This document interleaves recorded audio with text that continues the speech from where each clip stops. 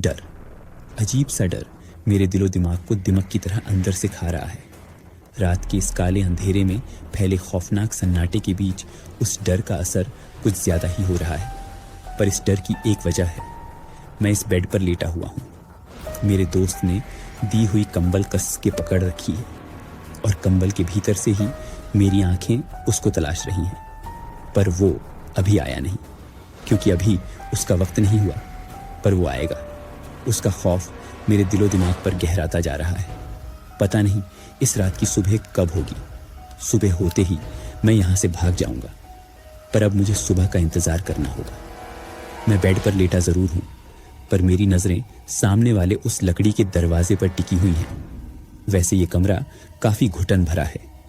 रंग उड़ी दीवारें, टूटी छत पर बारिश के पानी के सूखे धब्बे, हर कोने में मकड़ियों के पुराने जाले, जिनमें कुछ कीट पतंगे फंसकर अपनी जान गंवा चुके हैं। पर एक भी खिड़की कहीं नजर नहीं आ रही। शायद मेरे पीछे होगी। मैं पीछे मुड़ा ही नहीं। पिछले 2 घंटे से मैं बिना पलकें झपकाए सामने वाले दरवाजे को देख रहा हूँ। मेरे कमरे के अंदर इतना सन्नाटा है कि दीवार पर टंगी उस घड़ी के कांटे की टिक टिक टिक करने वाली आवाज मैं बिल्कुल साफ सुन सकता हूँ। अभी रात के 2:30 बज चुके हैं। मतलब उसके आने का वक्त हो चुका है। मुझे अपनी सांसें रोककर बिना हिले ऐसे ही जिंदा लाश की तरह पड़े रहना होगा, क्योंकि अगर मेरी थोड़ी सी भी हलचल उसे महसूस होती है तो वो मेरे चिथरे चिथरे करके एक खौफनाक मौत मुझे दे देगा। मेरे जिस्म के इतने टुकड़े करेगा कि उन्हें समेटने में भी दिन निकल जाएगा। वो बहुत ही खतरनाक है, बहुत ही भद्दा, घिनौना, गंदा, बदबूदार है। वैसे खून पीने वाला पिशाच खूबसूरत या खुशबूदार तो होगा नहीं। मैं सांसें भी इस तरह से ले रहा हूँ कि उनकी भी आवाज़ उसे न सुनाई दे। मुझे अपने आप पर काबू रखना होगा, क्योंकि अगर मैं हद से ज़्यादा डर गया तो मेरे दिल की तेज़ धड़कनें उसे सुनाई देगी या उसे भी महसूस होगी। और अगर एक बार उसे इस कमरे में मेरी मौजूदगी का एहसास हो गया तो मुझे नहीं छोड़ेगा। फिर सब कुछ खत्म। ज़ोर ज़ोर से धड़कने वाले दिल को सीना फाड़कर बाहर निकाल देगा। ये मेरी ज़िंदगी का आखिरी पंगा है। अगर मैं यहाँ बच गया तो कसम से दोबारा किसी से भी शर्त नहीं लगाऊंगा, ना ऐसे किसी चीज़ से पंगा लूँगा। सिर्फ यहाँ से जिंदा निकल जाऊँ। मेरी आंखें ही दरवाजे पर टिकी हैं, पर सब कुछ याद आ रहा है। मैं यहाँ कैसे पहुँचा, सब कुछ। कुछ दिन पहले। प्लीज़ यार, गाड़ी थोड़ी तेज़ भगाओ, इसकी हालत बिगड़ती जा रही है। पीछे की सीट पर अपनी बीवी के साथ बैठा मेरा दोस्त विनती कर रहा था। उसकी बीवी की हालत कुछ अजीब सी लग रही थी। खुले बालों से चेहरा पूरी तरह से ढका हुआ था। वो जोर जोर से सांसें ले रही थी, पर उसकी सांसों की आवाज किसी जंगली जानवर की गुर्राहट जैसे लग रही थी। उसकी बीवी की यह हालत देखकर मैं भी हैरान हो गया। भाई मेरी बात मान, इसे किसी अच्छे से डॉक्टर को दिखा। कहाँ ये तंत्र मंत्र भूत भूत बाबाओं के चक्कर में पड़ रहा है। सब अंधविश्वास है। मेडिकल साइंस इतनी तरक्की कर चुका है और तू पढ़ा लिखा होकर भी ऐसी गवार बातों में उलझा हुआ है। मेरी बातें सुनकर उसे थोड़ा गुस्सा आ गया। तुझे क्या लगता है मैंने किसी डॉक्टर को नहीं दिखाया? तू मुझे पिछले 8-10 महीनों से जानता है, पर मैं इसका इलाज पिछले 10 सालों से कर रहा हूँ। शहर के अच्छे से अच्छे डॉक्टर को दिखाया, बड़े से बड़े साइकेट्रिस्ट और स्पेशलिस्ट ने इसका इलाज किया, पर इसकी हालत दिनों दिन बिगड़ती जा रही है। मैं अपनी बीवी से बहुत प्यार करता हूँ और उसे बचाने के लिए मुझे किसी के भी हाथ पर जोड़ने पड़े, भीख मांगने पड़े, मैं करूँगा। उसकी बात सुनकर मैं बिना कुछ बोले गाड़ी चलाने लगा। सामने लगी कांच से मैंने पीछे बैठी मेरे दोस्त की बीवी को देखा। वो सचमुच पागल लग रही थी। कुछ ही देर में हम उस जगह पहुंचे जहां उसका तंत्र मंत्र के जरिए इलाज होने वाला था। एक छोटा सा मंदिर था जहां लोगों की आवाजाही शुरू थी। मेरा दोस्त अपनी बीवी को सहारा देते हुए उस मंदिर के अंदर चलने लगा। मैं मंदिर के एक कोने में खड़ा चुपचाप सब कुछ देख रहा था। एक बूढ़ा आदमी जिसने काले वस्त्र पहने थे वो आगे आया। उसने मेरे दोस्त की तरफ देखकर कुछ कहा। मेरे दोस्त ने अपनी पत्नी को मंदिर के बीच एक गोल सर्कल में बिठा दिया। वो भी चुपचाप बैठी थी। उसका चेहरा अभी भी नजर नहीं आ रहा था। नीचे गर्दन झुकाए वो सिर्फ किसी हाँफते हुए इंसान की तरह बैठी थी। उसने कुछ देर मेरे दोस्त की बीवी की तरफ देखा। उसकी आंखों में देखते हुए अपने हाथ में रखा सफ़ेद बबूत का तिलक उसके माथे पर लगाकर थोड़ी बबूत उसके मुंह में ज़बरदस्ती डाल दी, जिससे वो एकदम से अजीब सी हरकत करने लगी। अपनी गर्दन को झटका देकर जोर जोर से घुमाने लगी। मैं दूर खड़ सब कुछ देख रहा था। वो बेइंतहा दर्द से चिल्लाने लगी, जोर जोर से अपने हाथ पैर पटकते हुए एकदम से बेहोश होकर ज़मीन पर पड़ी रही। ये सारी चीज़ें मुझे बकवास लग रही थी, इसलिए मैं वहाँ से बाहर निकल गया। मंदिर के आंगन में खड़े पीपल के वृक्ष के नीचे बैठा मैं अपने मोबाइल में गेम खेलने लगा। घंटा 2 घंटा बीत गए और मेरा दोस्त अपनी बीवी को दोनों हाथों में उठा लेकर ले आया। शायद वो अभी भी बेहोश थी, पर पता नहीं वो पूरी तरह से ठीक लग रही थी या उसका पागलपन हद से ज़्यादा बढ़ने वाला था। मैंने गाड़ी का दरवाज़ा खोला और मेरे दोस्त ने अपनी बीवी को गाड़ी के अंदर बिठा दिया। तभी पीछे से वे काले वस्त्र पहने बुजुर्ग इंसान मेरे दोस्त की तरफ देखते हुए बोले, तुम्हारी पत्नी उस बुरी आत्मा के चंगुल से कुछ वक्त के लिए मुक्त हो चुकी है, फिर भी तुम्हें आने वाले चंद्र ग्रहण तक उसका ध्यान रखना होगा, क्योंकि अगर कोई बुरी आत्मा एक बार किसी शरीर को जकड़ लेती है तो वो दोबारा उस शरीर को अपना घर बनाने की पूरी कोशिश करती है। इसलिए आइंदा तुम्हें अपनी बीवी का खास ध्यान रखना होगा, खासकर अमावस्या और पूनम के दिन और रात में। बाल खुले छोड़कर उसे कहीं भी ले जाओगे या खुशबूदार इत्र जिस्म पर लगाकर वो कहीं बाहर जाएगी, नदी, तालाब, पुल, स्मशान, ऐसी किसी जगह जाएंगी, तो वहां कोई भी बुरी आत्मा उसे आसानी से अपना शिकार बनाएगी। इसलिए आज के बाद तुम्हें अपनी बीवी का खास ध्यान रखना होगा। उसकी बातें सुनकर मुझे हंसी आ रही थी। उसकी तरफ बिना देखे मैं गाड़ी में बैठते हुए बोला, सब बकवास है। दुनिया कहाँ पहुँच गई है और ये अभी भी भूत प्रेत के चक्कर में उलझे हुए हैं। बेटा, अगर तुम नास्तिक हो तो तुम इन सब बातों का मजाक उड़ा सकते हो, पर अगर तुम किसी भी ईश्वर, अल्लाह, ईसा मसीह यानी अच्छी शक्ति पर यकीन करते हो तो तुम ये भी जान लेना होगा कि बुरी शक्ति भी मौजूद है। अगर दिन के उजाले की मौजूदगी को मानते हो तो रात के अंधेरे पर भी विश्वास रखना होगा।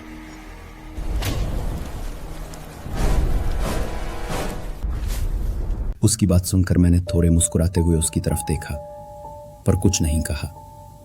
वो समझ चुका था कि मैं उसका मजाक उड़ा रहा हूं, पर वो बिना कुछ बोले मुस्कुराकर चला गया। शायद उन्हें भी आदत हो गई थी मेरे जैसे लोगों की। हम गाड़ी से वापस घर के लिए निकले, तब तक रात हो चुकी थी। सड़क पर गाड़ियों की आवाजाही कुछ कम होने की वजह से मैंने गाड़ी की रफ्तार थोड़ी ज्यादा ही रखी थी। वैसे भी भाभी जी को अब होश आ चुका था और उन पर इंप्रेशन जमाने के चक्कर में रफ्तार पर ध्यान ही नहीं दिया, पर उनके चेहरे पर अजीब सी थकान थी, जैसे वो कई दिन से बीमार हो। गाड़ी की खिड़की से बाहर नजर डालते हुए वे बोली, हम कहाँ जा रहे हैं? भाभी जी की बात सुनकर मैं थोड़ा हैरान रह गया। मेरे दोस्त ने उसके सर पर हाथ रखते हुए कहा, कुछ नहीं, हम मंदिर गए थे तुम्हारी लंबी उम्र के लिए दुआ करने। अब कैसा लग रहा है? शरीर बहुत दर्द कर रहा है और बहुत थकान महसूस हो रही है। मैं सो जाती हूँ। इतना कहकर वो मेरे दोस्त के कंधे पर सर रखकर सो गई, पर मैं हैरान हो गया था, क्योंकि कुछ देर पहले जाते वक्त जिस तरह से उसके बिखरे बाल, वो लाल लाल आंखें, डरावनी आवाज, लेकिन अब सब साधारण था। मैंने दबी आवाज में पूछा, ये सब कब से शुरू हुआ? कब, कहा, कैसे? ये सब कभी इत्मीनान से बताऊंगा, बस ये जल्दी से ठीक हो जाए।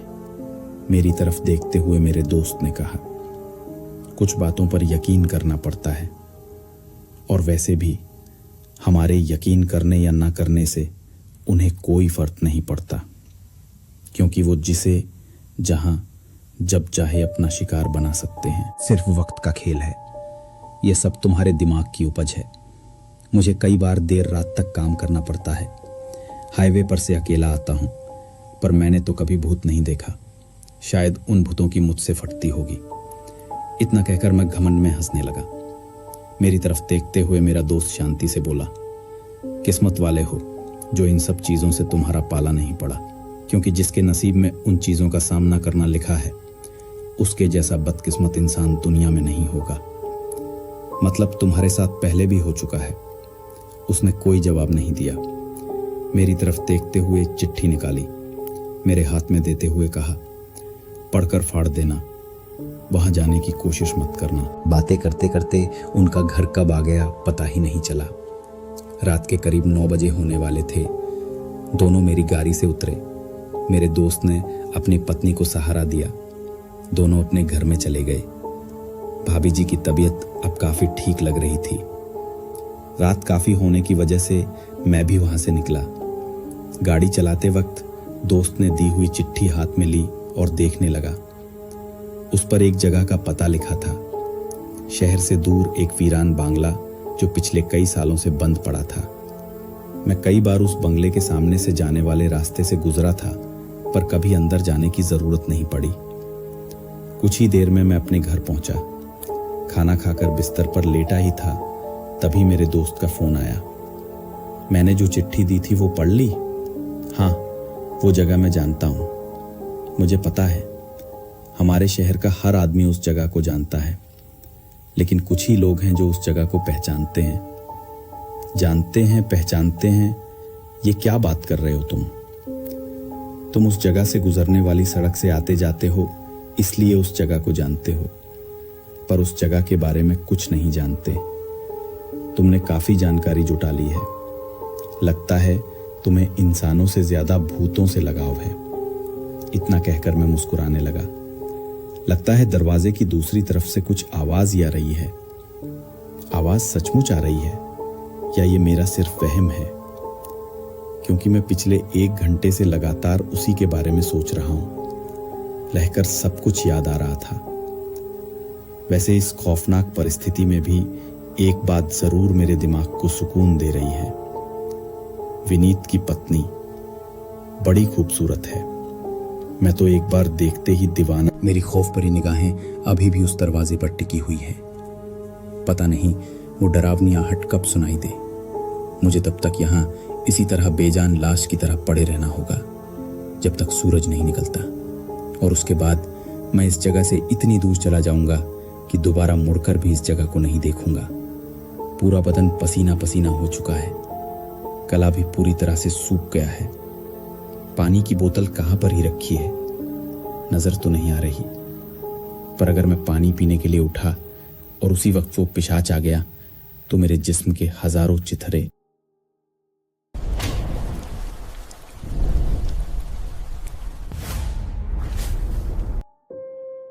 अगर मैं पानी पीने के लिए उठा और उसी वक्त वो पिशाच आ गया तो मेरे जिस्म के हजारों चिथड़े नहीं, मुझे इसी तरह बेजान पड़ा रहना होगा। रिस्क नहीं ले सकता, क्योंकि इस अंधेरे में पता नहीं वो कब कहां से आएगा। मेरी हल्की सी भी आवाज उसे मेरी मौजूदगी का एहसास दिला देगी, और मैं तो नहीं चाहता कि उसे मेरी मौजूदगी पता चले। लगता है कुछ आहट महसूस हो रही है। आहट, साथ ही किसी चीज के घसीटे जाने की आवाज। लगता है कोई कुछ घसीट कर ले जा रहा है। जमीन पर उस चीज के घसीटे जाने की आहट धीरे धीरे तेज हो रही है। शायद इस दरवाजे की दूसरी तरफ वो है। मतलब वो आ चुका है। इसका मतलब अब मुझे चौकन्ना रहना होगा, वरना मेरी जरा सी भी आवाज उसे आगाह कर देगी। पूरा बदन कंबल से ढका हुआ है। सिर्फ मेरी आंखें खुली हैं और मेरी आंखों की पुतलियां दरवाजे पर ही टिकी हुई हैं। पर कभी कभी बीच बीच में मैं आंखों की पुतली को दीवार के एक कोने में तो कभी दूसरे को लेने घुमाता हूं, ताकि हर जगह को अच्छे से देख सकूं। दरवाजे के ऊपर टंगी घड़ी में 2:45 बजने को है। कुछ देर से आने वाली वो घसीटने की आवाज अब कम होते होते दूर जाती सुनाई दे रही है। अब आवाज पूरी तरह से बंद हो चुकी है। अब दोबारा एक गहरा जानलेवा सन्नाटा चारों ओर फैला है, और दोबारा मुझे उस घड़ी के कांटों की आवाज बिल्कुल साफ सुनाई दे रही है। वो घड़ी भी मुझे किसी टाइम बॉम्ब की तरह लग रही है। पता नहीं कब फट जाए और मेरे जिस्म के चिथड़े चिथड़े कर दे। इस अंधेरे में तो साफ साफ नजर नहीं आ रहा, लेकिन क्या दरवाजे के ऊपर की होल है? मतलब अगर की होल होगा तो वो दरवाजे की दूसरी तरफ से भी मुझे साफ साफ देख सकेगा, और अगर ऐसा हुआ तो मेरी जान जाना पक्का है। भगवान से हाथ जोड़कर विनती करता हूँ कि दरवाजे के ऊपर कोई भी की होल ना हो, लेकिन उसे की होल की क्या जरूरत है? वो जब चाहे, जैसे चाहे, जहां से चाहे इस कमरे के भीतर आ सकता है, जैसे मेरे दोस्त विनीत ने उस दिन बताया था। मैं विनीत के घर गया था। भाभी जी ने कॉफी का कप मेरे और विनीत के हाथ में दिया और विनीत के पास बैठते हुए खुद भी कॉफी पीने लगी। विनीत की बीवी अब काफी ठीक लग रही थी। कॉफी का एक घूंट पीते हुए विनीत ने मुझसे कहा, तुम्हारा भूत प्रेत इन चीजों पर यकीन नहीं, ये जानकर मुझे अच्छा लगा, पर तुम्हारा इन सब चीजों पर यकीन है, ये देखकर मुझे बड़ी हंसी आई। मतलब तुम इतने बेवकूफ कैसे हो सकते हो? मैं बेवकूफ नहीं हूं, बस चीजों की कद्र करना, उनसे नजदीक या दूरी बनाए रखना, इन बातों का खास ख्याल रखता हूं। ऐसी जगहों से दूरी बनाए रखता हूं जहां पर ऐसी ताकतें होने का अंदेशा है। कहते हुए उसने टेबल पर एक कागज रखा और मेरी तरफ सरकाया। मैंने वो कागज उठाकर देखा और याद आ गया कि कुछ दिन पहले उसकी पत्नी का भूत उतारकर हम वापस आ रहे थे। तब उसने मुझे जो कागज दिया था उस पर यही पता लिखा हुआ था। हाँ, मैं इस जगह के बारे में जानता हूं, पर इस घर में क्या हुआ था? करीब साल भर पहले की बात है। रात काफी हो गई थी। एक लड़का अपनी गाड़ी से जा गुजर रहा था, पर इंजन गर्म होने से गाड़ी बंद हो गई। गाड़ी सड़क पर खड़ी कर वो आजू बाजू देखने लगा। सड़क से कुछ ही दूरी पर उसे एक पुराना घर नजर आया। मोबाइल की टॉर्च शुरू कर वो मदद मांगने उस घर पहुंचा, पर पूरा घर सुनसान पड़ा था। न बत्तियां, न कोई इंसान। चारों ओर बस छोटी मोटी झाड़ियां थीं। कई सालों से बंद उस घर के दरवाजे पर नजर डाली तो दरवाजे पर न कोई ताला न कुंडी लगी थी। उसने हाथ से धक्का देकर वो दरवाजा खोला और एक गंदी भयानक बदबू उसके नाक के अंदर घुसी, जिससे उसका दिमाग सुन्न हो गया। लग रहा था जैसे कोई जानवर उस घर के भीतर सड़ रहा हो। उसने मोबाइल का टॉर्च ऑन किया और घर के भीतर चला गया। घर काफी बड़ा था। ऊपर जाने के लिए सीढ़ियां, बाजू में 3-4 कमरे और ऊपर 2 कमरे। उसने चारों ओर टॉर्च की रोशनी डाली, पर जैसे वो हैरान रह गया। घर के भीतर का सामान जैसे कि तैसा पड़ा था। पुराने जमाने का टीवी, लकड़ी की अलमारी, लकड़ी के टेबल, सोफा, छत पर लटक रहा रोशनदान, दीवारों पर लगी कुछ अनजान लोगों की तस्वीरें, रंग उड़ी दीवारें, सब कुछ काफी हैरान करने वाला था। लग रहा था घर के लोग सारा सामान वैसा ही छोड़ कर गए थे। वो धीरे धीरे एक एक सीढ़ी ऊपर चढ़ने लगा। ऊपर जाने वाली सीढ़ियों पर लगी लकड़ियां काफी पुरानी और कमजोर हो गई थीं। उसकी वजह से पैर रखते ही कर कर जैसी आवाजें घर के भीतर फैले उस वीरान सन्नाटे में काफी डरावनी लगने लगी। वो सीढ़ियों से चढ़कर ऊपर पहुंचा ही था कि तभी घर के मेन दरवाजे पर किसी ने दस्तक दी। उसके कदम डर की वजह से पूरी तरह से जम गए। उसने दरवाजे की तरफ देखा तो दरवाजा बंद हो चुका था और बाहर से कोई दरवाजे पर लगातार दस्तक दे रहा था। लगता है इस घर का मालिक आ गया है, लेकिन अगर घर का मालिक है तो घर के दरवाजे पर दस्तक देने की क्या जरूरत है, और सीधा अंदर आ सकता था। दबे पैरों से वो सीढ़ियां उतरकर नीचे आने लगा। अभी भी दरवाजे के ऊपर दस्तक हो रही थी। धीरे धीरे कदम बढ़ाते हुए दरवाजे की तरफ चलने लगा। वो काफी डर गया था। अब दरवाजा 10 से 15 फीट की दूरी पर ही था कि तभी लगातार होने वाली दस्तक एकदम से बंद हो गई। सब कुछ एकदम से शांत हो गया। न किसी तरह की आवाज, न दरवाजे पर कोई दस्तक, बिल्कुल शांत। पर कहते हैं ना, हद से ज्यादा सन्नाटा इंसान की जान लेने के लिए काफी होता है। वो लड़का भी उस जानलेवा सन्नाटे से काफी डरा हुआ था। उसकी खौफ से भरी नजरें उसी सामने वाले दरवाजे के ऊपर टिकी हुई थीं। डर की वजह से उसे अपने दिल धड़कने वाले दिल की आवाज साफ साफ सुनाई दे रही थी। वो ये नहीं समझ पा रहा था कि इतनी देर से दरवाजे पर होने वाली दस्तक आखिर रुक क्यों गई। वो दरवाजे की तरफ देख रहा था कि तभी उसके पीछे सीढ़ियां के ऊपर कोई तेजी से दौड़ता चला गया। पीछे से आए उन कदमों की आवाज से वो चौंक कर झक से पीछे मुड़ा और मोबाइल के टॉर्च की रोशनी सीढ़ियों पर डाली पर उसे कोई दिखाई नहीं दिया। कुछ सेकंड वो टॉर्च की रोशनी में कमरा ठीक से देखने लगा। उस गहरे सन्नाटे में अब उस जगह रुकने में भी उसे डर लग रहा था। यहां से निकलने में ही भलाई है।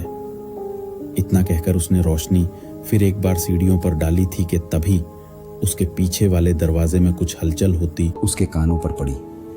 धीरे से अपनी गर्दन घुमाकर वो पीछे देखने लगा। वो दरवाजा धीरे धीरे खुल रहा था। पुरानी लकड़ी से बने दरवाजे की कर कर ऐसी आवाज उसके दिमाग को जैसे कुरेद रही थी। दोनों तरफ का दरवाजा आधा ही खुला और वैसा ही रह गया। उसकी नजरें दरवाजे के बाहर ही टिकी हुई थी। बाहर रात के गहरे सन्नाटे ने जैसे सब कुछ निकल लिया था, और जो भी रात में बाहर निकलता उसे भी वो निकलने के लिए तैयार बैठा था। उस लड़के के दिल में बैठा डर उसे घर में रुकने के लिए मना कर रहा था, तो दूसरी तरफ घर से बाहर फैला खौफनाक अंधेरा जैसे किसी काले अजगर की तरह उसे निगलने की घात में दुबक कर बैठा था।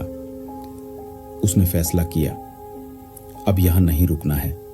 सामने वाले दरवाजे से दौड़ते हुए बाहर निकलकर अपनी गाड़ी के पास जाकर वही रात गुजरूंगा। चारों तरफ अपनी डर भरी नजरें घुमाई और सामने वाले उस दरवाजे को देखा। हिम्मत जुटाई और अब वो तेजी से उस दरवाजे की ओर दौड़ने वाला था, पर वो अपने पैरों को हिला नहीं पा रहा था। उसने टार्च की रोशनी नीचे डाली और एक खौफनाक चीख उसके मुंह से निकली।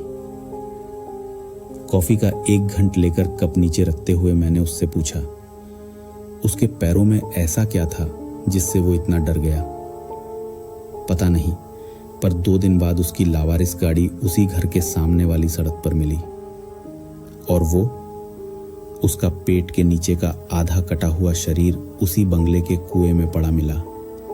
ऊपर का आधा शरीर कहा गया किसी को पता नहीं। इस घटना को 1 साल हुआ कहकर मेरे दोस्त ने खाली कप टेबल पर रख दिया। उसकी डरी हुई शक्ल को देखते हुए मैंने कहा, आज तक इतनी बद्दी बकवास और बेहुदा भूतिया घटना मैंने पहले कभी नहीं सुनी। भद्दी? और नहीं तो क्या, जिसके अंदर थोड़ा सा भी लॉजिक है वो झट से समझ जाएगा। जिसके साथ इतना बड़ा वाकया हुआ, अगर उसकी लाश नहीं मिली तो ये सब बताया किसने? उसके भूत ने? इतना कहकर मैं ठहाके लगाकर हंसने लगा। मेरी बात सुनकर शायद मेरा दोस्त थोड़ा खफा हो गया। मैंने दोबारा भाभी जी की ओर देखा और कहा, भाभी जी बुरा मत मानना, लेकिन आपके पति कुछ ज्यादा ही डरपोक हैं। मेरी बात सुनकर भाभी जी ने कहा, वे डरपोक नहीं हैं, बस चीजों की कद्र करना जानते हैं। इतना कहकर वे सोफे पर से उठी और बोली, आप दोनों बातें कीजिए, मैं खाना लगाती हूं। और वो किचन में चली गई। मेरी नजरें उन्हीं को पीछे से निहार रही थी। काफी खूबसूरत और आकर्षक थी। तुम्हें इन सब बकवास चीजों से डर रहना चाहिए। मेरे दोस्त की आवाज ने एकदम से चौंक गया। मतलब तुम्हें भूत प्रेत ऐसी बातों से दूर रहना छोड़, अगर मेरा बस चले तो मैं उनके साथ रात बिताऊं। विनीत ने मेरी तरफ देखते हुए कहा। रात और भूतों के साथ? हाँ, सही सुना। 25,000 रुपए। अगर तुमने सिर्फ 1 रात उस घर में बिताई तो मैं तुझे पूरे 25,000 रुपए दूंगा। बोल लगाता है शर्त। अब मेरी बोलती बंद हो गई। उसने एकदम से शर्त लगाई। शायद मैंने उसे कुछ ज्यादा ही उकसाया था। यार क्या बात कर रहा है तू? तभी खाना लेकर विनीत की पत्नी बाहर आ गई। क्या बातें हो रही है? आपके पति उस पूतिया बंगले में जाने के लिए शर्त लगा रहे हैं। 11 फट गई। मुझे पता था, गरजने वाले बरसते नहीं। शायद तुझे याद होगा, साल भर पहले जब पहली बार हमारी पहचान एक बस के अंदर हुई, तब भी तुम यही कह रहे थे कि भूत प्रेत सब बकवास है। आज मैं तुम्हें मौका दे रहा हूं, भूत प्रेत बकवास है ये साबित करो। उसकी बात सुनकर मुझे थोड़ा गुस्सा आ गया और बिना कुछ सोचे समझे मैंने कहा, मुझे शर्त मंजूर है। मेरा ऐसा कहते ही जैसे उसके चेहरे का रंग उड़ गया। उसके मजाक को जैसे मैंने सीरियसली ले लिया था। लेकिन मेरे दोस्त की पत्नी काफी परेशान लगने लगी। देवर जी, शायद आप उस घर के बारे में कुछ नहीं जानते। वो शापित घर हैं। वहां पर जाना मतलब खुदकुशी करने जैसा है। भाभी जी, आप चिंता मत कीजिए, मुझे कुछ नहीं होगा। वो इसलिए चिंता कर रही है क्योंकि उसे उस घर के बारे में सब कुछ पता है और मैं चाहता हूं कि तुम भी उस घर के बारे में सब कुछ जान लो। खाना खाते वक्त वो मुझे घर के बारे में सारी जानकारी देता रहा, सारी घटनाएं बताता रहा, लेकिन मैं सब कुछ मजाक में उड़ाते हुए हंसकर भाभी जी की खूबसूरती को निहारता रहा। उस रात काफी देर तक मेरा दोस्त मुझे वहां न जाने के लिए मनाता रहा, पर मैंने एक नहीं सुनी। उसने काफी समझाया, पर मैं चुपचाप मुस्कुराते हुए दोनों को बाय बोलकर अपनी कार से घर के लिए निकला।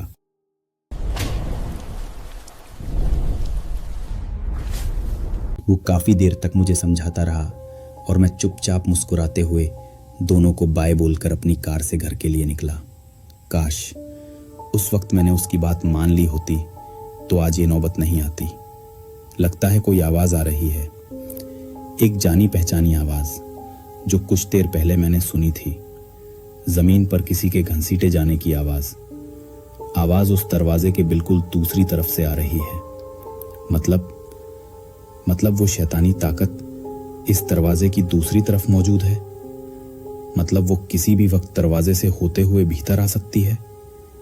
डर के मारे मेरे बदन से इतना पसीना आ रहा है कि मेरे सारे कपड़े पसीने की वजह से गीले हो चुके हैं। मेरा गला इस तरह से सूख चुका है कि जैसे कोई इंसान तपती आग उगलती धूप में बंजर वीरान रेगिस्तान की पीली गर्म रेत पर कोसों मील बिना पानी के चलकर थक गया हो। रात के 3:15 हुए हैं। समय किसी बूढ़े थके कछुए की तरह धीरे धीरे आगे बढ़ रहा है। कब तक मैं ऐसे किसी लाश की तरह पड़ा रहूं? यहां से भागना चाहूं तो सबसे पहले मुझे वो सीढ़ियां उतरनी होगी। यहां आते वक्त मैं धीरे धीरे वो सीढ़ियां चढ़कर आया हूं, क्योंकि वो सीढ़ियां काफी कमजोर हो गई है। अगर यहां से भागते हुए मेरे पैर से कोई कमजोर लकड़ी टूट गई और उसके अंदर मेरा पैर फंस गया तो मैं बेमौत मारा जाऊंगा। और वैसे भी मैं आवाज नहीं कर सकता। जिंदा रहना है तो लाश बनकर ऐसे ही पड़े रहना होगा सुबह होने तक। क्योंकि उस रात खाना खाते वक्त मेरे दोस्त ने उस घर में घटी एक घटना के बारे में बताया था। सुबह होने तक तो उस घर से निकल नहीं सकता। उस घर के भीतर जो शैतान है वो कैसा दिखता है ये किसी को नहीं पता, पर वो वहां से किसी को जिंदा बाहर जाने नहीं देता। ये डरावनी सच्चाई है। अरे बेवकूफ, तुझे अब भी लगता है वो कोई शैतानी या बुरी आत्मा है? चल मैं तुझे दिखाता हूं, वहां पर कुछ भी नहीं है। मैं घर से जिंदा निकलूंगा। बुरी आत्मा, तू काफी अनजान है यार। और खाना खाते हुए उसने एक रहस्य बता दिया। इस हादसे को तकरीबन 10 साल से ऊपर हो गए। उस घर में पति पत्नी रहते थे। उसका पति शैतानी ताकतों को अपने वश में करने के लिए पूजा पाठ किया करता। इसी बात को लेकर दोनों में हमेशा झगड़ा होता था। एक रात दोनों अपने बेड पर सो रहे थे कि तभी आधी रात को किसी ने उसके घर के दरवाजे पर दस्तक दी। पति दरवाजा खोलने के लिए सीढ़ियां उतरकर नीचे आ गया। उसके पीछे उसकी पत्नी भी चुपचाप नीचे आ गई। पति ने दरवाजा खोला और झट से हाथ जोड़कर अपने घुटनों पर बैठ गया। उसका पति नीचे बैठते ही पत्नी की नजर दरवाजे की बाहर खड़ी उस चीज पर पड़ी। एक अजीब सी काली परछाई दरवाजे पर खड़ी थी जो पानी की तरह तरल और आकारहीन लग रही थी। उसे दरवाजे पर देखते ही वो औरत डर के मारे कांपना लगी, मगर हिम्मत जुटाकर उसकी पत्नी सब कुछ देख रही थी। उस शैतानी आत्मा ने उस आदमी के शरीर में प्रवेश कर सबसे शक्तिशाली बनाने का वचन दिया, पर शरीर में प्रवेश करने से पहले उसे अपनी पत्नी की बलि देनी होगी। वो भी बिना समय गवाए अपनी पत्नी की बलि चढ़ाने के लिए तैयार हो गया। ये विधि 2 दिन बाद पूनम की रात पड़ने वाले चंद्र ग्रहण के वक्त संपन्न करनी थी, पर किस्मत को कुछ और ही मंजूर था। पत्नी ने सब सुन लिया था। पूनम की रात आ गई। चांद पूरी शिद्दत से अपनी सफेद रोशनी चारों ओर उड़ेल रहा था। उस आदमी की नींद उड़ गई थी। उस वक्त चंद्र ग्रहण शुरू होने वाला था। उस आदमी ने तैयारी पूरी कर ली। पूजा पाठ की सामग्री जमा कर अग्नि प्रज्वलित किया। पास ही तेज धार वाला खंजर छुपा कर रखा। बेड पर सोई पत्नी को दोनों हाथों से उठाकर पूरा स्थल पर लेकर रख दिया। पत्नी आधी खुली आंखों से सब शांति से देख रही थी। वो घर के तहखाने में थी। बीच में यज्ञ कुंड धुधुम करके जल रहा था। हवन कुंड में लाल पीली आग की लपटें जैसे नाच रही थीं। उस अग्नि कुंड में एक एक चम्मच घी अग्नि में अर्पित करते हुए वो कुछ मंत्रों का जाप लगातार कर रहा था। कुछ ही देर में उस तहखाने के एक कोने में कुछ हलचल हुई और वही पानी की तरह तरल परछाई स्पष्ट होने लगी। चंद्र ग्रहण शुरू हो गया और वो शैतानी आत्मा उसके भीतर प्रवेश करने लगी कि तभी अंधेरे में छुप कर बैठा एक इंसान झट से बाहर निकला। उसके हाथ में तेज धार वाली कुल्हाड़ी थी। कुल्हाड़ी हवा में लहराई और एक के बाद एक घाव उसके पेट पर होने लगा। कुछ ही पल में उसके पति के जिस्म के 2 टुकड़े कर दिए, पेट के ऊपर का हिस्सा और नीचे का हिस्सा। दोनों हिस्से अलग होकर जमीन पर फड़फड़ाने लगे। वो शैतान उसके पति के नीचे वाले आधे हिस्से में रह गया। उसके पति के टुकड़े करने वाले उस इंसान ने उसके पति के शरीर का निचला हिस्सा जिसे शैतानी आत्मा ने जकड़ रखा था उसे घर के पीछे वाले कुएं में फेंक दिया गया और ऊपर का टिस्या कभी नहीं मिला। मतलब शिकारी खुद शिकार बन गया। अपनी पत्नी को बलि चढ़ाने चला था, पत्नी के आशिक ने उसकी ही बलि चढ़ा दी। कहते हुए मैं ठहाके लगाकर हंसने लगा। सही कहा, पत्नी ने अपने प्रेमी से अपने शैतान पति को खत्म किया। तब से लेकर अब तक उस घर में हर साल चंद्र ग्रहण की रात बलि दी जाती है, पर गर्दन काटकर नहीं बल्कि पेट से काटकर 2 हिस्से किए जाते हैं। एक हिस्सा कुएं में फेंका जाता है तो दूसरा उसी घर के एक अनजान कमरे में रखा जाता है। क्या बात है यार, मतलब शिकारी खुद ही शिकार बन गया। साला अपनी पत्नी की बलि चढ़ाने चला था, पत्नी के आशिक ने उसकी ही बलि चढ़ा दी। कहते हुए मैं ठहाके लगाकर हंसने लगा। उसने दोबारा मेरी तरफ देखते हुए गंभीरता से कहा, तब से लेकर अब तक शरीर का आधा निचला हिस्सा रात के अंधेरे में कुएं से बाहर निकलने की कोशिश करता है और ऊपर का हिस्सा पूरे घर के भीतर हाथों के सहारे घसीट कर घुमाता रहता है। लेकिन चंद्र ग्रहण से कुछ दिन पहले वो आत्मा उस औरत को परेशान कर अपनी मौजूदगी का एहसास दिलाती है और चंद्र ग्रहण पर बलि मिलने के बाद बलि दिए गए शरीर में प्रवेश कर उस औरत के शरीर को अगले चंद्र ग्रहण तक 1 साल के लिए छोड़ देता है। कैसी कैसी बकवास बातों पर तुम यकीन करते हो यार। गर्दन काटो बलि दो, साला भूत भी नॉन वेजिटेरियन लगता है ना। बलि तो दी जाती है पर गर्दन काटकर नहीं, बल्कि उसी घर की किसी अलमारी में रखी एक तेज धार वाली कुल्हाड़ी से। हाँ, वही कुल्हाड़ी जिससे 10 साल पहले उस घर के मालिक के 2 किए गए थे। उसी कुल्हाड़ी से वार करके पेट से काटकर 2 हिस्से किए जाते हैं। एक हिस्सा कुएं में फेंका जाता है तो दूसरा इसी घर में एक कमरे के भीतर अलमारी में रखा जाता है। उस बेजान टुकड़े को अलमारी में रखने की क्या वजह है? बेजान नहीं, बल्कि कुछ शैतानी मंत्रों की वजह से वो शरीर अगले दिन सुबह तक जिंदा रहता है और फिर उस शरीर पर शैतानी आत्मा कब्जा कर लेती है। अगले चंद्र ग्रहण तक शरीर के दोनों हिस्से रात के वक्त घर में घुसते रहते हैं। कहते हुए उसने एक पुराना न्यूज़पेपर मेरे हाथ में दिया। ऊपर शीर्षक लिखा था रात और उसके नीचे पूरी कहानी लिखी थी जो मेरे दोस्त ने मुझे अब तक सुनाई थी।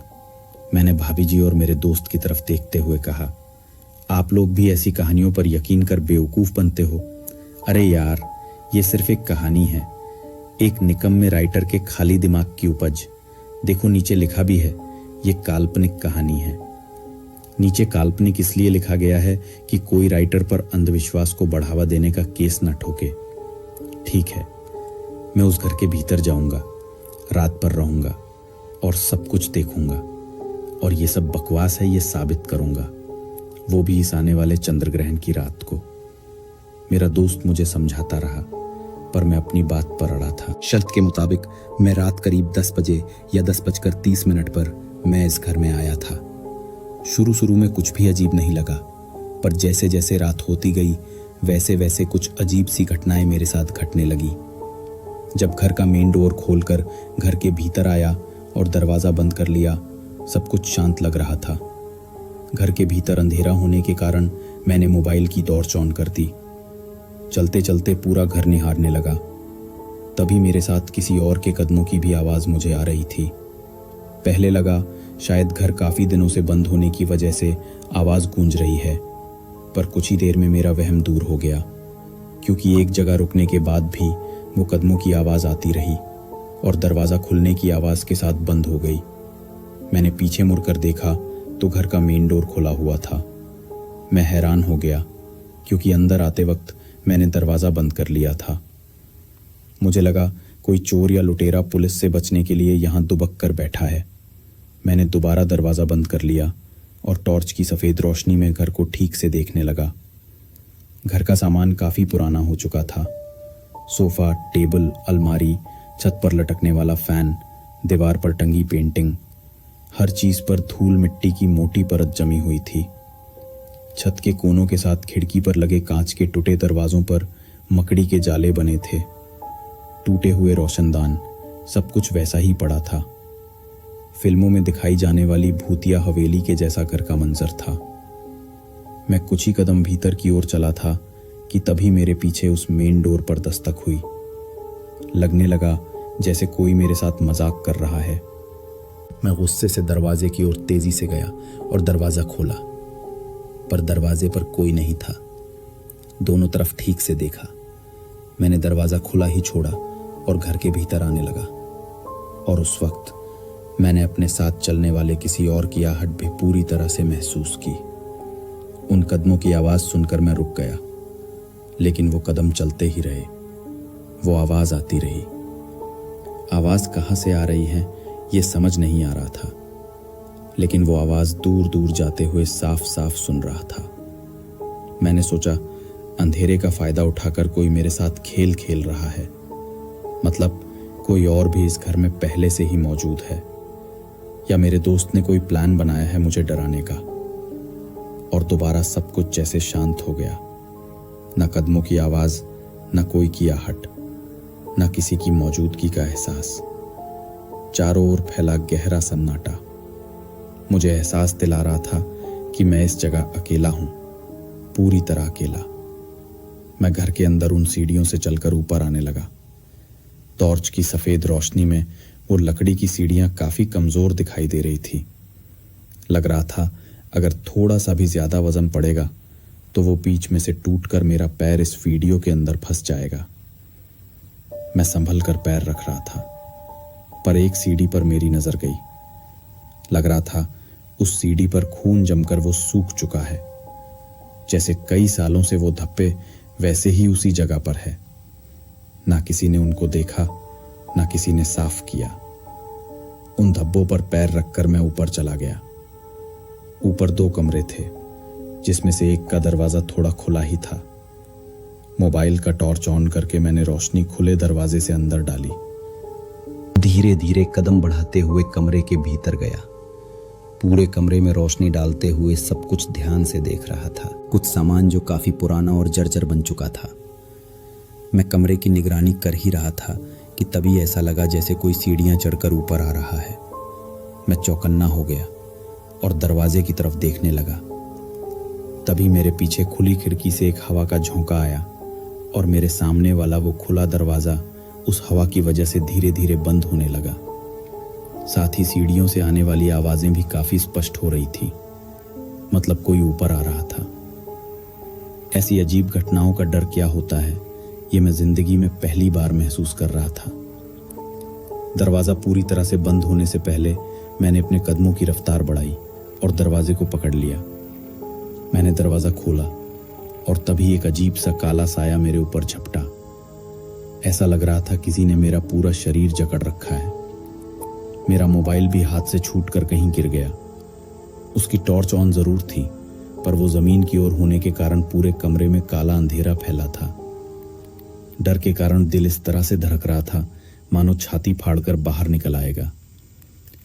कुछ देर ऐसे ही जूझता रहा, पर डर के कारण मैं वही बेहोश हो गया। होश आया तो मैं ज़मीन पर पड़ा था। मैं कितनी देर बेहोश था या कितनी देर से वहां पड़ा था, मुझे कोई कल्पना नहीं थी। होश आया ज़रूर था, पर दिमाग पर अजीब सी धुंध चढ़ी थी, जैसे कोई बेहद नशीली चीज़ हमारे दिमाग से सोचने समझने की शक्ति मिटा देती है। कुछ ऐसा ही हाल हुआ था। गर्दन घुमाकर देखा तो मेरा वो दोस्त मेरे पास ही बैठा था। मेरी तो जान में जान आई। मैं काफ़ी खुश था क्योंकि उस घर के मौत के चंगुल से मैं जिंदा वापस आ गया था। मेरे दोस्त ने मेरी तरफ देखा और कहा, मांत्रिक बाबा सब ठीक कर देंगे। मैंने नजरें घुमाकर देखा तो सामने वही मांत्रिक था जिसने कुछ दिन पहले मेरे दोस्त की पत्नी का इलाज किया था। मेरा जिस्म पूरी तरह से जकड़ा हुआ लग रहा था। सामने जलती अग्नि में कुछ आहुतियां डालकर मांत्रिक बाबा ने ऊपर छत की ओर देखा। टूटे छत से पूनम के चांद की रोशनी मेरे ऊपर ही पड़ रही थी। उस चांद को देखते हुए मैंने अपनी आंखें बंद कर ली। तभी मांत्रिक बाबा की आवाज कानों पर पड़ी, चलो अब तुम्हें उसका शरीर छोड़ना होगा। तुम्हारे लिए अब एक और शरीर तैयार किया गया है। तुम उसके जिस्म में प्रवेश करके अपने शैतानी कामों को अंजाम दे सकते हो, पर इस बार भी तुम्हें पैरों के अंगूठे से ही जिस्म में प्रवेश करना होगा। मेरे कानों पर पड़ने वाली वो आवाज साफ साफ सुनाई दे रही थी। तभी घर का दरवाजा खुलने की आवाज आई। मैंने गर्दन घुमाकर दरवाजे की तरफ देखा, पर काले अंधेरे में एक औरत की आकृति नजर आ रही थी। काली साड़ी पहनी उस औरत का चेहरा बालों से पूरी तरह ढका हुआ था। उस औरत की तरफ देखकर मांत्रिक बाबा के चेहरे पर अजीब सी मुस्कान आई। अपने आसन की दूसरी तरफ रखी एक धारदार कुल्हाड़ी उठाकर उसने मुस्कुराते हुए मेरे दोस्त के हाथ में देकर कहा, अगले कुछ मिनटों के भीतर तुम्हें इस काम को अंजाम देना होगा। मेरे कानों पर पड़ने वाली वो आवाज धीरे धीरे हल्की होने लगी। आंखों पर अजीब सी धुंध छाई हुई थी। उसके बाद सिर्फ कुल्हाड़ी चलने की आवाज आ रही थी। किसी के जिस्म के टुकड़े किए जा रहे थे, लेकिन मैं शांति से पड़ था। दिमाग सुन्न पड़ गया था, पर मैं खुश हूं कि मैं जिंदा हूं। मेरे दोस्त ने मुझे उठाया और यहां लेकर आया। संजू, वो बुरी आत्मा अब जा चुकी है, लेकिन फिलहाल तुम यहां से बाहर नहीं निकल सकते, क्योंकि चंद्र ग्रहण की दूषित छाया में वो आत्मा दोबारा तुम्हारे शरीर को अपना घर बना लेगी। अब तुम्हें सूरज निकलने का इंतजार करना होगा। सूरज निकलते ही तुम्हारे शरीर को सारी बुरी शक्तियां छोड़ देंगी। तब तक यहां आराम करो, लेकिन इस बात का ख्याल रखना कि तुम्हें अपने जिस्म की जरा भी हलचल नहीं करनी है, वरना वो शैतान तुम्हारे जिस्म की मौजूदगी भांप लेगा। शैतान काफी डरावना है। रात के अंधेरे में उसे देखकर कितना भी हिम्मत वाला इंसान होगा, फिर भी उसकी हिम्मत टूट जाएगी। वो चीज ही ऐसी है, क्योंकि उसका शरीर आधा टूट चुका है, पेट के नीचे का हिस्सा है ही नहीं। इसलिए वो घसीटते हुए अपने हाथों के बल पर चलता है। फटे पेट से निकली हुई अंटड़ियां उसके पीछे काफी दूर तक जमीन रेंगती रहती है। सड़न किस्म से पूरी तरह से काले पड़े जिस देती है, वो जमीन पर रेंगते हुए आगे बढ़ता है। तब से लेकर अब तक मैं इस जगह चुपचाप लेटा हूं, लेकिन हिल नहीं सकता। मेरी आंखें खुली है, जो सामने वाली दीवार के साथ हर कोने पर नजर रखे हुए हैं। अब मैं सुबह का इंतजार कर रहा हूं, सुबह होने का। पर क्या सुबह होगी? इस घर के बारे में सब कुछ जान लिया, पर कुछ सवाल के जवाब नहीं मिल रहे। 10 साल पहले जिस औरत ने या उसके प्रेमी ने उस आदमी के कुल्हड़ी से 2 टुकड़े किए, वो औरत अब कहाँ है? और उसे इस काम में मदद करने वाला शख्स कौन था? और चंद्रग्रहण से पहले उस औरत को इस घर में कैद आत्मा परेशान करने लगती है, तो हर बार वो बलि का इंतजाम कैसे करते होंगे? आज चंद्र ग्रहण था, तो आज किसकी बलि दी जाएंगी? जाने दो, इन सब से अब घुटन हो रही है। मुझे इस कमरे से निकलना होगा। लगता है मेरे सामने वाला वो दरवाज़ा खुल रहा है, मतलब दूसरी तरफ कोई है, मतलब वो अब आ रहा है भीतर, मुझे खत्म करने। अब क्या करूं? अब जरा भी हलचल नहीं, एकदम चुपचाप रहता हूं, लाश की तरह। सिर्फ अपनी आंखें खुली रखता हूं ताकि नजर रख सकूं उस पर, उस शैतान पर। दरवाजा भी धीरे धीरे खुल रहा है। उस दरवाजे से निकलने वाली कर कर ऐसी आवाज चारों ओर फैले खौफनाक सन्नाटे की वजह से किसी नुकीले औजार की तरह कान के भीतर घुसते हुए मेरे भेजे में उतर गई है। सच कहूं तो अब मेरे भीतर बर्दाश्त करने की ताकत खत्म हो चुकी है। डर के कारण मैंने अपनी आंखें बंद कर ली है। हर इंसान की डर बर्दाश्त करने की एक सीमा होती है, जो मेरी खत्म हो चुकी है।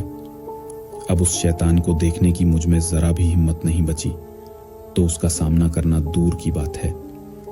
उस शैतान को जो करना है करें, मेरे टुकड़े करें, चिथड़े करें, मुझे खा जाए। अब मैं और बर्दाश्त नहीं कर सकता।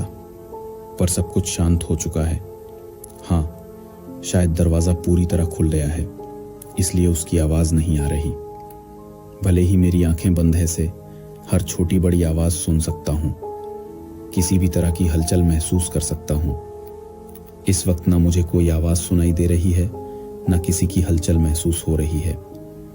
क्या वो दरवाजे के बाहर खड़ा है? क्योंकि मुझे उसके अंदर आने की आहट महसूस नहीं हुई। क्या करूं? आंखें खोलकर देखें? यही ठीक रहेगा। मैं धीरे धीरे अपनी आंखें खोल रहा हूं, पर वो कमरे का दरवाजा नहीं बल्कि अलमारी का दरवाजा है।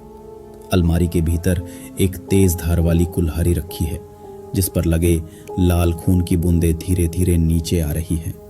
मतलब फिर से किसी की बलि चढ़ाई गई। और एक बात, अलमारी में एक तस्वीर है जिसमें एक अनजान आदमी नजर आ रहा है। शायद वो इसी घर का मालिक होगा जिसका 10 साल पहले खून हुआ था। और उसकी बदल में ये औरत, ये तो मेरे दोस्त की पत्नी है। मेरा दिमाग चकरा रहा है। ये सब क्या है? नीचे उतरकर ठीक से देखता हूँ। शरीर पर लिपटी कंबल हटाकर नीचे उतरता हूँ। ये क्या? मेरे पेट के नीचे का हिस्सा कुल्हाड़ी से काटकर अलग किया गया है, बिल्कुल इस घर के उस मालिक की तरह।